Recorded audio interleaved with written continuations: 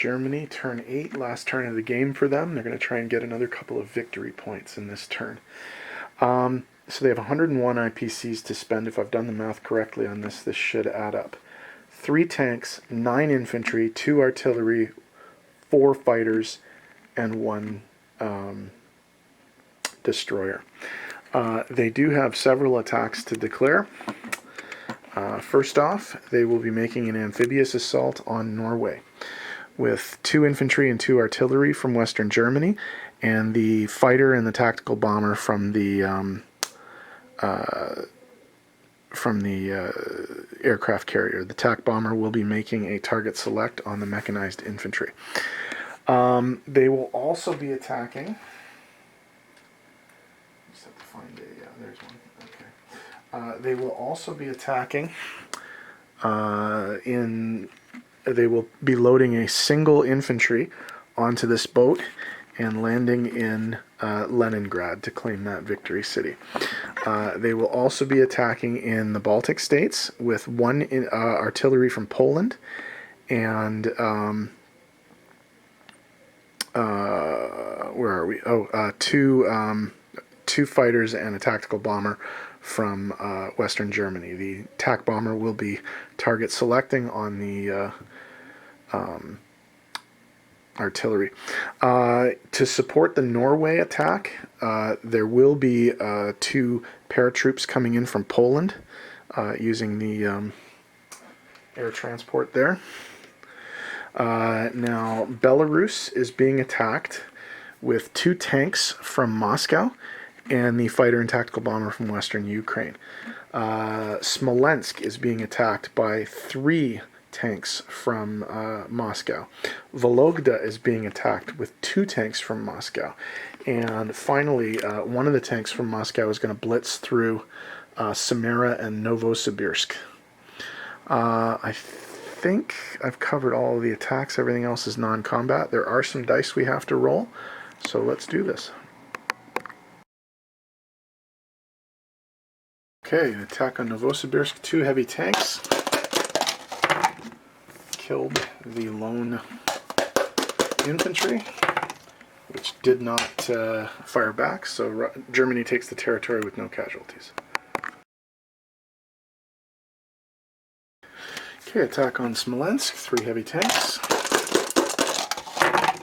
1 hit. Okay, 2 artillery. No hits. 3 heavy tanks. 2 hits. They only need 1. Nope. No casualties for the Germans.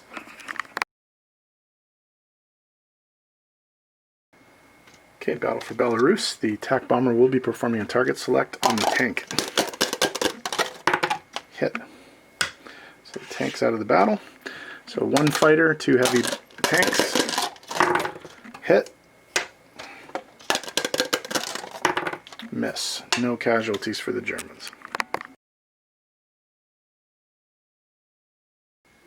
Hits the attack on the Baltic states. The TAC bomber will be performing a target select on the artillery. Hit. So 1 artillery, 2 fighters. 3 misses. Miss. 1 hit. 1 hit. It's late in the game. We don't really need the plane, so we will lose a fighter so that we can take the territory, just for fun.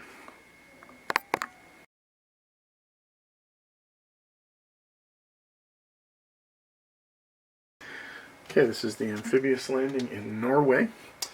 The 2 German transports Schiff 23 Steyr and Schiff 33 Penguin will be landing an infantry and an artillery each. The fighter and the tactical bomber from the, I think it's the Graf Zeppelin, yeah, aircraft carrier, will also be participating in the attack. The TAC bomber will do a target select.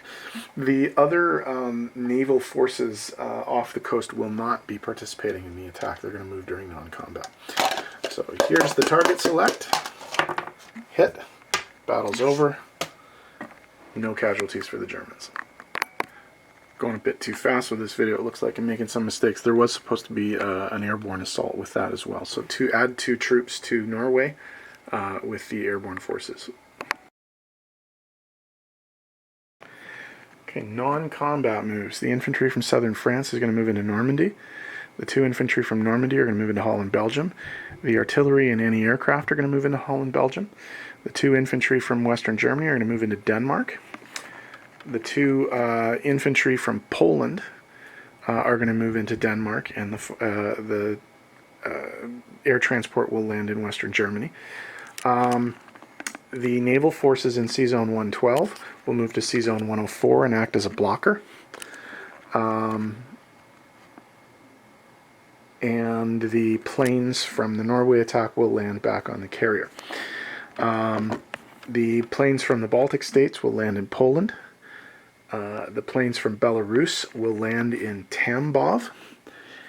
And the 2 tanks that did not participate in combat in Moscow will go to Stalingrad and Rostov, respectively. I think that's it.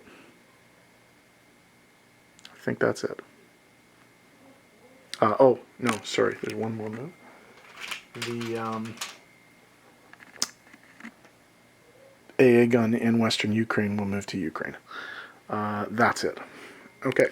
Let me tidy this up and we'll get back with placements. Okay, German placement of new units. They're going to put their new destroyer in Sea Zone 112. They're going to put 3 fighters in western Germany. They're going to put 3 infantry in western Germany. They're going to put 2 artillery in western Germany. And they're going to put a tank in western Germany. So if I've counted correctly, that's 3, 6, 8, 9, 10 units there. They're going to put 3 units in Normandy, Bordeaux.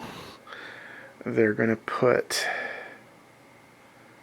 3 units in Germany proper.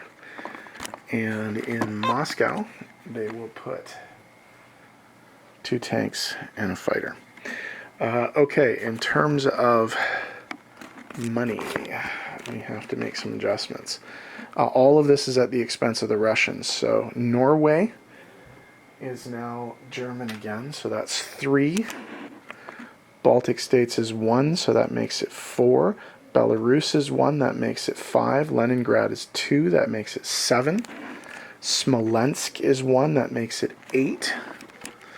Vologda is 1, that makes it 9. Novosibirsk is 1, that makes it 10. And Samara is 1, that makes it 11, all at the expense of the Russians. So, 43 to 54, and Russia goes down 27 to 16, even though they're not making any money. Now, in terms of victory points, we're in pretty good shape here with the Axis. The Germans picked up the Third Reich, one with... they have to have, Italy and Germany together have to have 70. So Germany has 54 and Italy has 29, so that's 64, 70, 83. So yes, that's there. They also picked up the Atlantic Wall because they have 4 ground units in Norway, Denmark, Normandy, and Holland. Okay, so 54 base income, even though they're not going to spend this next turn. 54 base income, and they get a ton of national objectives. So they're going to get 5 IPCs for Denmark, Norway, Sweden neutral, Leningrad, Stalingrad, Moscow, Caucasus, 5 submarines, and the new one is that Argentina and Chile just became pro-Axis neutrals because Germany is now making enough money for that to happen. I think it's 54, and that's exactly what they're making now. Disposition of forces.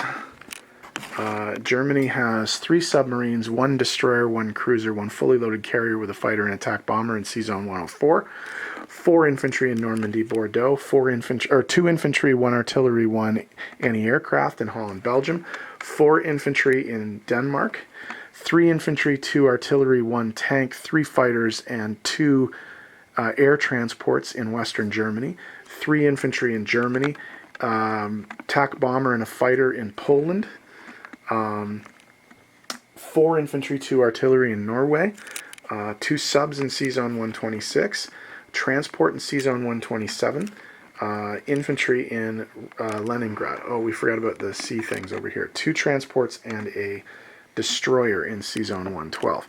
Okay, down here in whatever that is, what is it? Bulgaria, we have 3 tanks and an infantry along with a bunch of Italian units. In